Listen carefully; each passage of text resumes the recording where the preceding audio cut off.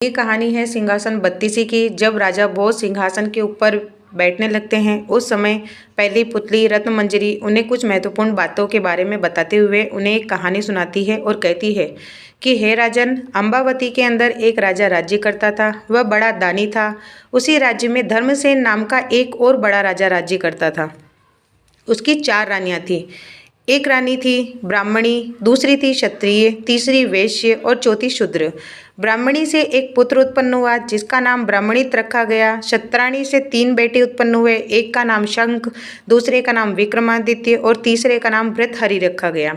वैश्य से एक लड़का उत्पन्न हुआ जिसका नाम चंद्र रखा गया और शूद्राणी से एक धन्वंतारी नाम का एक पुत्र उत्पन्न हुआ।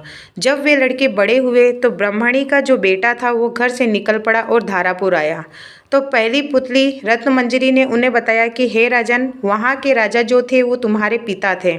उस लड़के ने राजा को मार डाला और राज्य अपने हाथ में लेकर वो उज्जैन के लिए चल पड़ा। और संयोग की बात यह हुई कि उज्जैन में आते आते ही वह मर गया। उसके मरने पर क्षत्राणी का जो बेटा था शंख गद्दी के ऊपर उससे बिठा दिया गया। कुछ समय बाद विक्रमादित्य गद्दी के ऊपर बैठे।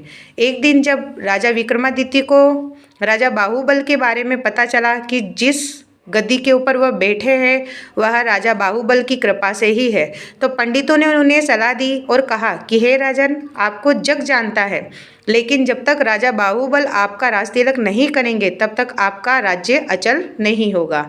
आप उनसे राज तिलक करवाओ। विक्रमादित्य ने कहा कि अच्छा ठीक है, और वह अपने ज्ञानी और विश्वसनीय साथी लुतवरण को अपने साथ में लेकर वहां चले गए। बाहुबल ने बड़े आदर से उनका स्वागत किया और 5 दिन बीत गए। लुतवरण ने विक्रमादित्य को सलाह दी कि जब आप यहाँ से विदा लेकर जाने लगेंगे तब राजा बाहुबल आपसे कुछ मांगने के लिए कहेंगे। तो राजा ने उनके कहने पर उन्होंने बताया कि राजा के घर में एक सिंहासन है जिसे साक्षात महादेव ने राजा इंद्र को दिया था और बाद में इंद्र ने बाहुबल को दे दिया। उस सिंहासन में यह गुण है कि जो उसके ऊपर बैठेगा वह 7 द्वीप 9 खंड पृथ्वी पर राज करेगा। उनमें बहुत सारे जवाहरात जड़े हुए हैं। उनमें सांचे में डालकर 32 पुतलियाँ लगाई गई है। हे राजन, तुम उसी सिंहासन को मांग लेना।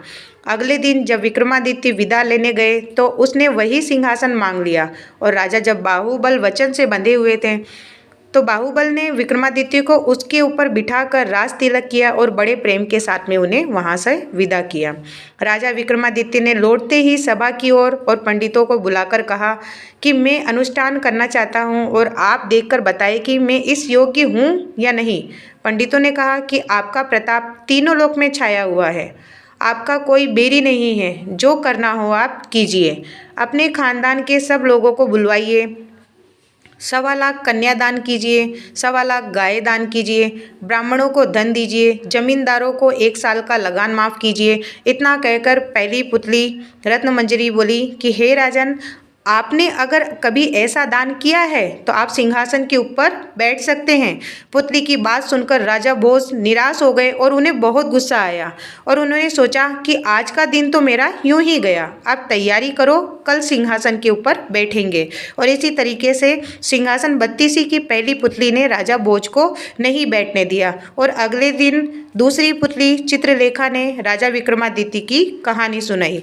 दूसरी पुतली चित्रलेख ने राजा भोज को विक्रमादित्य की कौन सी कहानी सुनाई, इसको सुनने के लिए आप मेरे चैनल के साथ में बने रहें। वीडियो अच्छी लगे तो वीडियो को लाइक करें, चैनल को सब्सक्राइब करना न भूलें। तब तक के लिए जय हिंद, वंदे मातरम।